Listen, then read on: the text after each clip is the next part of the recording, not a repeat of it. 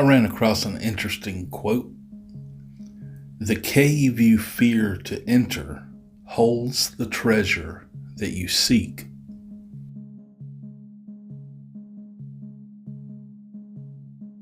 Growth often requires confronting something that intimidates. Sometimes the things we're inclined to avoid turn out to be exactly where we find what matters the most.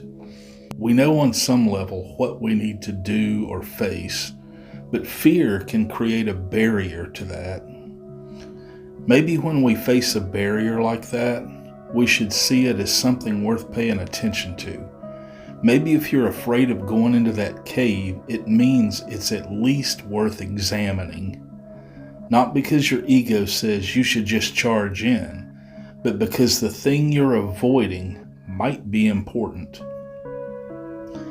I think it also speaks to our nature of comfort in contentment or complacency. Risk takes effort, psychological, emotional, physical in some cases. It takes strength to push through that, and some don't have it, but I think many more don't think they have it. Resiliency is a muscle we have to exercise. Contentment can be a trap, not always, but sometimes. But there's a difference between being satisfied with what you have or where you are and being stuck. The line between those can get blurry if you're not paying attention. In complacency, it's certainly easier, in the present anyway, to accept things than to question them or to push through the discomfort. But people underestimate their own capacity to do so. They assume they lack strength because they've never tried to use it. They don't realize that resilience isn't something they're born with. They have to develop it. It's not that people are inherently weak or incapable. They just haven't built the habit of pushing through difficulty. But each time you enter that next cave, it expands what feels possible, and that grows every time you do it. It does require effort, though, which may be why it seems more and more people don't do it. It's easier not to try. Let someone else figure it out. But that ease comes at a cost. Many people don't realize that until much later, and then it's a real problem. This quote also reminded me of Plato's Allegory of the Cave. Look that one up if you aren't familiar with it. It can be equally hard to leave the comfort of ignorance and face what is real.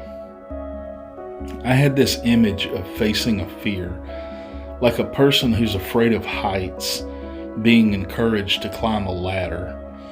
After much trepidation, he finally steps up onto the first rung. He experiences a small victory, but instead what he focuses on is the rest of the rungs, each one even further from the ground. But there's something in that small victory.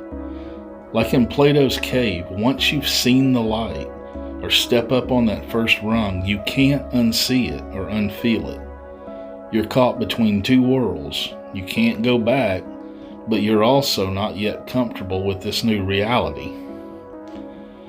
There's also kind of a metaphor in it, maybe the feeling of impending loneliness. They're moving away from where everyone else is. They're growing in understanding and strength. It's not about, do you have the strength at this point? It's more about, do you have the strength to be the one growing while everyone else stays in the cave or on the ground, watching, maybe even resisting? The real test might not be about overcoming the fear itself, but about continuing onward when the victory might feel hollow and isolation might become the reality. I heard someone say, and I'm paraphrasing this, about finding truth or meaning. It can seem far off in ways, but the goal is to identify it and keep moving in that direction. That kind of sidesteps the frustration that can cause a paralysis from wanting to see the whole path at once or waiting indefinitely until you're ready. You don't need to have it all mapped out. You just need to know the right direction. Then start taking steps. It can also build up your ability at self-correcting.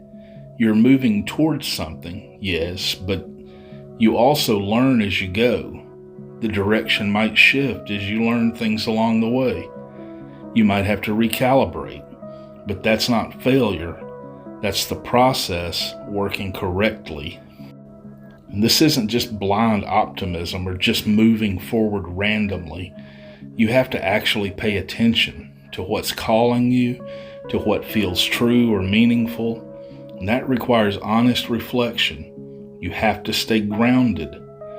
Perfect clarity or absolute certainty may never come, but you can almost always identify a direction that feels more true than just standing still. And it requires discipline. I think human nature tends toward growth. That can require taking care not to damage something or someone or yourself along the way, though, not just moving for the sake of moving. There's always a balance to be found. But complacency. We can have the best intentions, but if we just aim for the target and never loose the arrow, there's not really much point in aiming at all. What if that cave is empty, though? What if many are? You won't know if you don't look. The treasure that exists in that cave, whatever cave, may be more about putting forth the effort, being curious, discovery.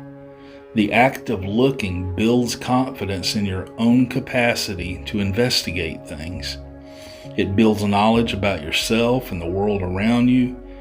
It proves you're capable of doing difficult things even when the outcome is unknown. The person who enters the cave and finds nothing has still expanded their map of the world, of what is possible. They now know something that they didn't know before. The treasure is the person you become in the process of looking, the resilience you build, the willingness to be curious despite fears, the comfort with uncertainty that grows with each step you take into the unknown. You don't need to know the cave contains treasure to make it worth entering.